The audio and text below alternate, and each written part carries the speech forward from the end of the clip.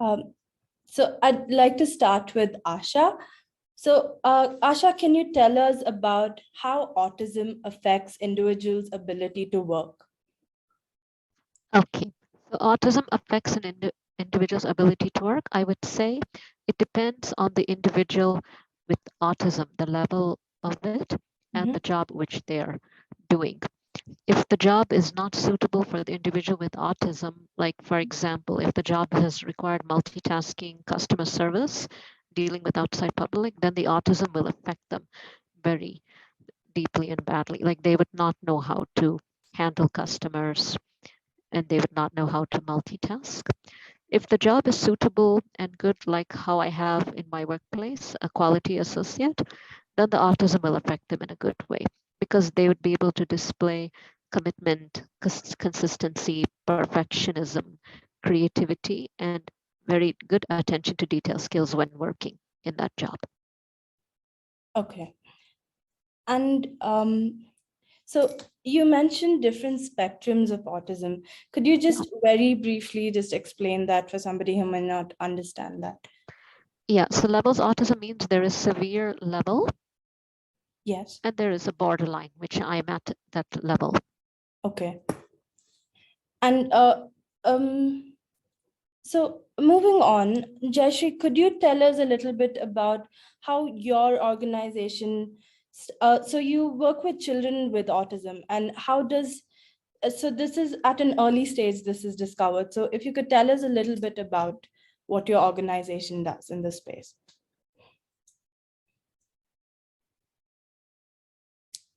Jayashree, I'm not able to hear you, you're on mute. We'd love for all of our students, kids to be like, become like Asha, become independent and be able to work on a corporate or a mainstream employment. To get there, what we have to do is we have to get kids at the very early age. If we get kids between the ages of 2 and 3, and we start a very strong early intervention program and have the parent involved so they understand what to do at home. And like Asha was saying, autism spectrum comes with diverse issues within the spectrum. So if you have to explain to each parent what their child's autism means, it is almost like a one-on-one training that we have to give. But having said that, what we do is we try to cater to these kids at the earliest, and then we run a program for them. We keep the children with us in a full day school program. It's like a day school. And each child is different and each child learns very differently. So the responsibility of the professional or the service provider is to understand what is it that this student with autism can do and where are the deficits. And that is how we have to plug in that and bring in those experts to train our children. So within our school, what we do is, one is start early, empower the mother, start with a very intense early intervention program. And in the day school, we teach academic skills for students who are able to pick it up. Like Asha was mentioning, levels. Many of our students are in the moderate capacity. That means they may find it very difficult to be in a mainstream school, academic program. So for such children, a lot of intervention goes into making them productive in the use of their hands, in trying to learn language, to be very socially adept and communicative with the people around, behave in a way that they are socially acceptable, and get into a good vocational training program. So it's a intense human intervention because we have a ratio of 2 children to an adult, like one teacher will be handling 2 children. So, it's an intense program. And you mentioned that it's better for it to be detected at an early stage. So in an India context, how does this detection take place? Since before two, usually people are at home, they're not at school yet. So how does this detection take place, and how are families sensitized post that? Yes. This is a difficult situation, in India.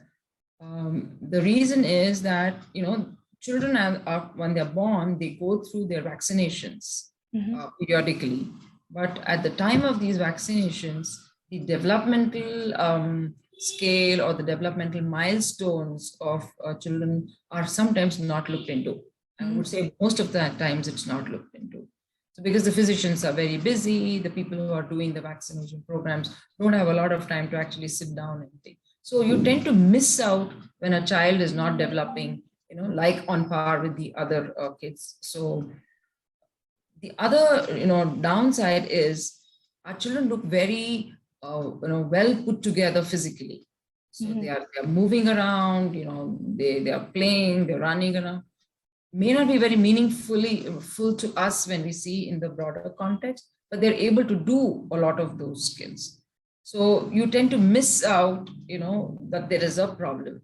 So invariably, when the child goes to a play school, say at 2 or 2.5, that is when, the first time the parent can also be told that, look, there's something wrong with your kid. He's not like the others. He's not sitting, he's not listening, he's not responding to his name, he's not looking at, So the parent probably has an inkling that there could be something wrong, but would not have many times pursued it. But of course, those are who are internet savvy, they look up and then see and then talk to a pediatrician. So the urban situation is a little better. I think as we get, into the rural settings, we are still hoping to find out how easily and how quickly these children are being detected. But it is a challenge to catch these kids early and very young in India. And in the rural settings, how are the families sensitized if they may not know what autism is prior to this? Yes. I mean, see, one is that community awareness plays such a big role.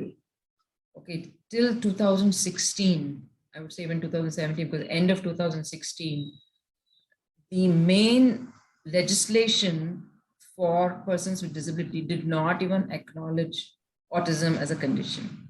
Okay. It's only when the new Rights of Persons with Disability Act came up, autism became, though everybody knew autism is one of the most complex, developmental disorders. So once this has become a part of the legislation, now you find that the government is started to speak in the right language. They're starting to talk about it. The hospitals, the doctors are being sensitized. Now, every child gets a card, a unique identification number when you have a disability. So autism has been included in that. Earlier, they used to be just told that is a child with intellectual difficulties. So it is happening. Acceptance by the parent is still a challenge, especially in rural settings, because one, they're very scared. Second thing is they don't know what to do. Where do I go? Where are the special schools in rural settings? Yes. And where are the professionals? Who's going to help them? For everything, they have to travel so many kilometers away. Yes. It is very difficult economically and also time consuming. And because the literacy rates are also not that great, parents tend to miss out on a whole lot of things. So barriers are there. Slowly, we have to keep making a dent. And once we have more services, automatically people will feel more confident. Yes. Thank you so much. That really did open up a lot of things about autism, especially at a younger age for people. Asha, you studied in different parts of the world. So I wanted to understand from an education perspective, how did you feel in different parts of the world? Where did you feel more accepted, and where were you able to learn more easily?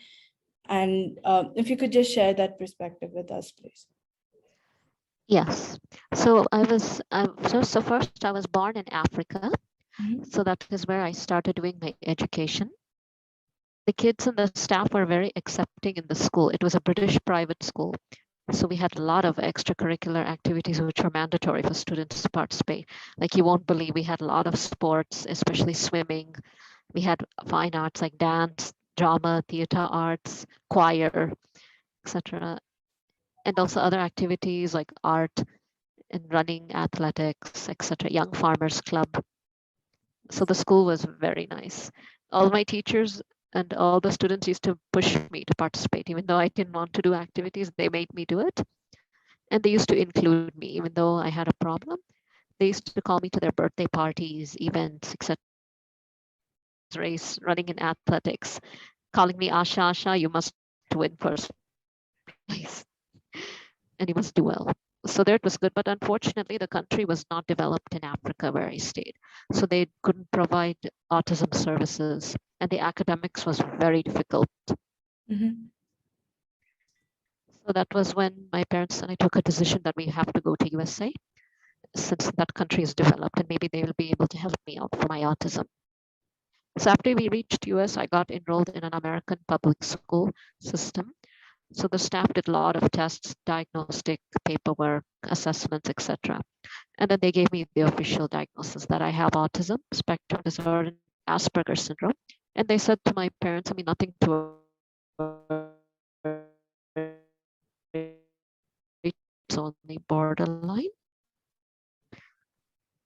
So the only thing I went through was, but the education with the kids, I was not able to fit in with the kids as I was different. So I went through a load of bullying and teasing and exclusion for the first time.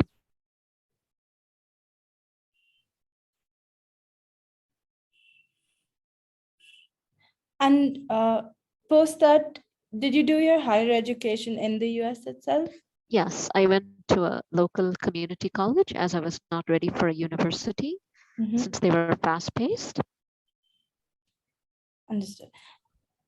And so post that, how did you transition to work and building your career? How did you work on that? So after I went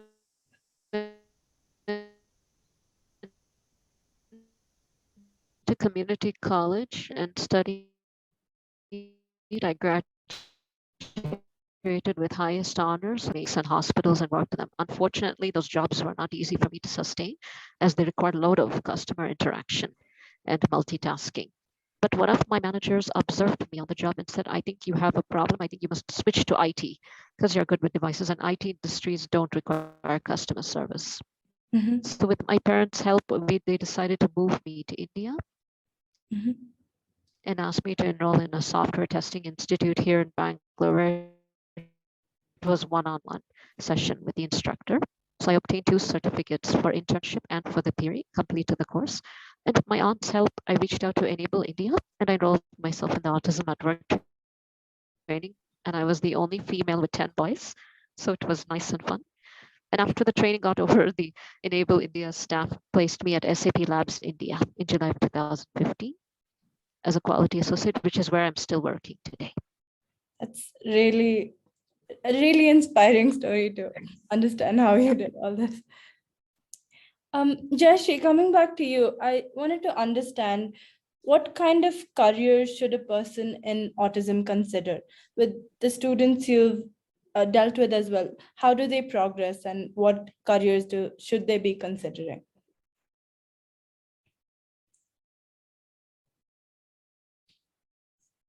Hello?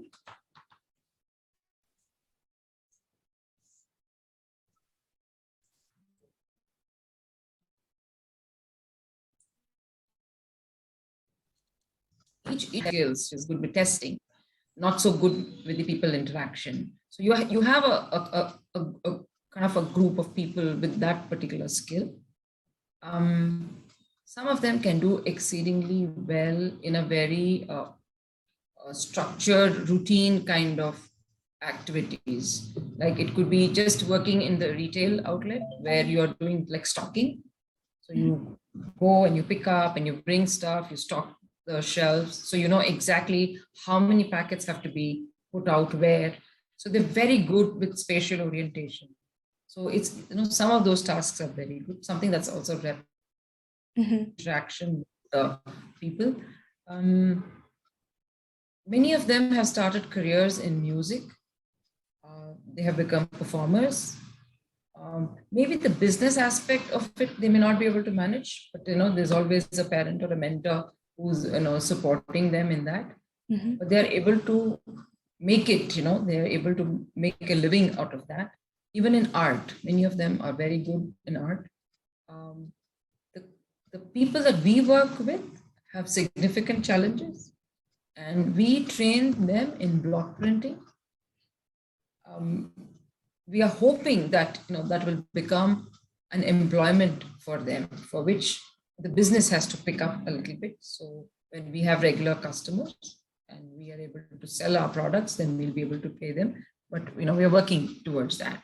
So these are for students who may not be able to commute independently and manage independently in a work environment, in an open work environment.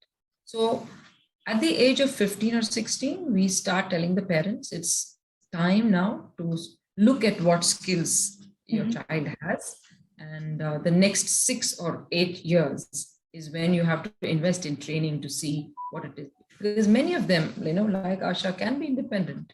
They can, move around, take the public transport, go to a place, work and come back. So it depends on the skills. But today, there are a lot of opportunities.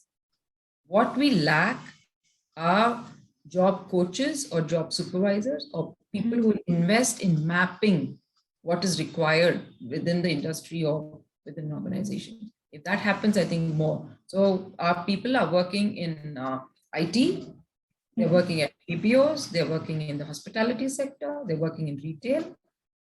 They're also working in small home businesses. Just a parent, somebody is very good at baking, so they're doing a small activity from home and they're able to sustain. So things are very progressive, very progressive. Really interesting. It's like a diverse fields and industries that a lot of the students have been a part of.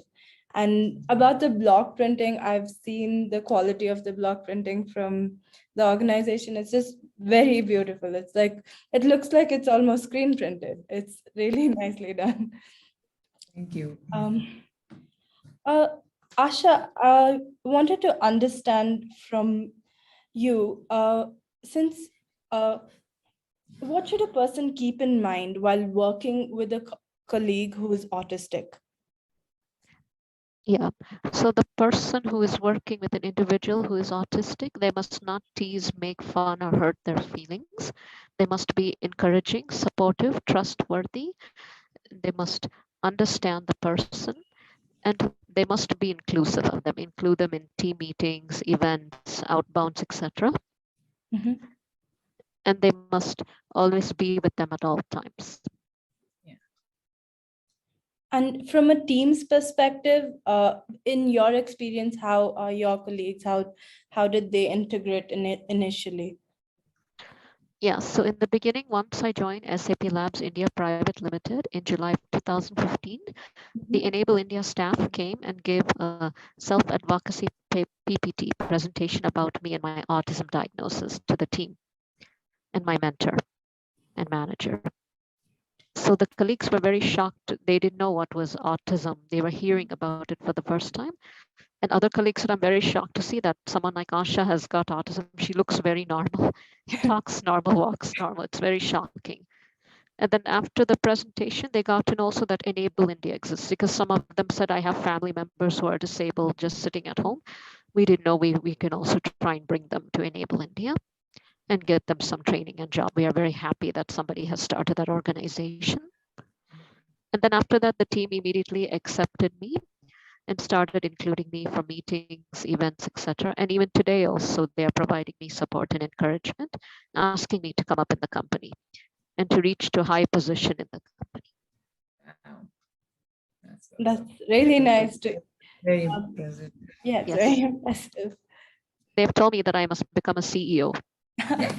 or managing director in the Definitely, future. Yeah. You'll be there. Awesome to have a woman CEO. Yes.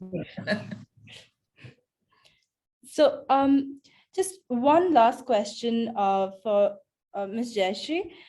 So recently we had the new education policy. So I wanted to understand how this affects children with autism and students with autism, and what they should be aware of in this. Um, Actually, this is very exciting, the new national education policy, because one thing it clearly also states is that inclusive education is very much a part of the mainstream. So earlier, we never used to hear that language. Now it's, if the policy gets implemented, then it becomes the responsibility of every school to be able to first accept these kids, and having accepted, do what is required. So at the different level, they are looking at changes in the way the curriculum has to be structured. What is the pedagogy going to be? What will be the evaluation methods? And in NEP now, it is not going to be just academic learning. They're saying when students have diverse interests, somebody is interested in sports, somebody is interested in some vocational skills like carpentry or plumbing and or music, yoga. So all of this are now going to be available to the mainstream kids, which is a great thing, because like Asha said, she enjoyed doing all of that, in the very beginning when she was much younger. So this is what our students will require. And then technology, of course, it's going to be a big enabler. One is because NEP is going to have these kids in the mainstream. That means mainstream school teachers will be sensitized. So the school administrators will be sensitized. And then the student population, of course, there will be bullying and, those kind of things which happen even otherwise. But still, there's a lot of opportunity for us to go and create awareness and sensitize the students, because they become the biggest support system. So I think it's a very a good piece of legislation and a good way forward, but it also has to be worked out with a lot of caution, because it's very easy to send a child with autism to a mainstream school, but not give what the child needs. So, the child is just left alone in a class, or just sitting in a corner, not learning. That is going to be detrimental. Yeah. But if the people are responsible enough to say, we have taken this student and we will do what is required, I think that's the best thing that can happen. So we have to strive towards that.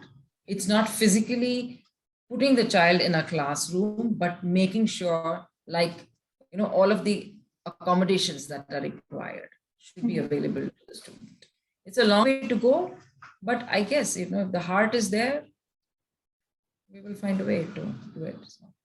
Yes, I think definitely it would be really nice to see, even for like normal schools, if we have everybody around us at an early stage. I don't think later we'll have to learn about this to see how to integrate as well. We'll know how to do that from early on. So it would definitely be very good if the policy comes in place. Right. So before we close, is there anything else you'd like to speak about, or any last words on accessibility or on autism that you'd like to share with the audience? Asha, you want to go first? Yeah, so I don't know anything about accessibility and what solutions are available to employees at the organization where I work. So I would have to skip the question. Yes. Yeah. Anything on autism that you'd like our audience to know? Or... Yes, so there's a famous woman with autism. Her name is Dr. Temple Grandin. I met her at an event here in Austin, Texas, at my college. And she also provides very good advice to individuals with autism, whether you're going in the right direction career-wise or college major. Nice. So she has written many books and articles, like which jobs are correct for people with autism and what activities they should do in the school, etc. Yes, definitely. I think there's also a movie on Temple Grandin, if I'm not wrong. Yes. Yes. Yeah. Jayashree, anything you'd like to say before we close? Yeah, I mean, I think whatever walk of life we are at, whatever age we are at, we just have to be sensitive. We have to be sensitive to the fact that there will always be people around us who may be different, you know, but maybe they may excel in something else. It may not be what we are. So we have to stop putting people in the box and say this is what is normal, but allow ourselves to grow a little bit and be able to learn from each other. I think there's a lot that we learn from people on the spectrum, from children who are on the spectrum, and we just have to be open to that. So I feel that if we are, then I think we are going to have a much more harmonious, joyful journey in life. Yes.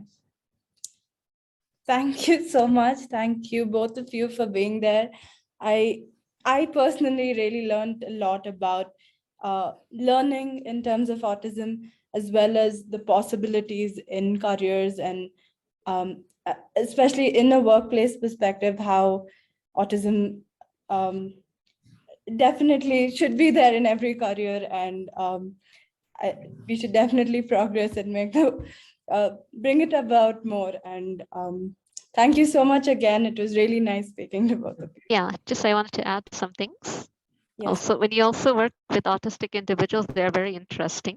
Yes. Like at Enable India, we used to have different individuals. We had one boy, we used to call him the cuddly teddy bear. He had a loud voice which could make buildings shake. Wow. Yeah, he demonstrated it to another colleague who used to have loud voice. Yeah. And then all the boys used to do kuchiku to him, touching him in the chin. So like that, it will be fun when you work with individuals with autism. Yeah. See, Yes. this is a different flavor. So Yes. so much more flavorful than Yes. just doing the same thing. And playing with them. You have to play with them. And Yes. make them get some humor. Like I used to take cuddly teddy bear's pencil, saying thank you, and get him to chase me around the training. Like that. Nice. Or I used to give it back to him. Yeah. Great. Yeah. Thank you. Yeah. Yeah. Yeah. Thank you so much for having us on this show of yours. It's wonderful to be part of it. And thanks for inviting. And Thank let's you. hope the word spreads. Yes. Yes. Thank you so much. Yes, we're so proud of Asha. Thank you, Jayashree. Yeah, It's a just pleasure to be in India working with people who understand and support and encourage autism. Thank you.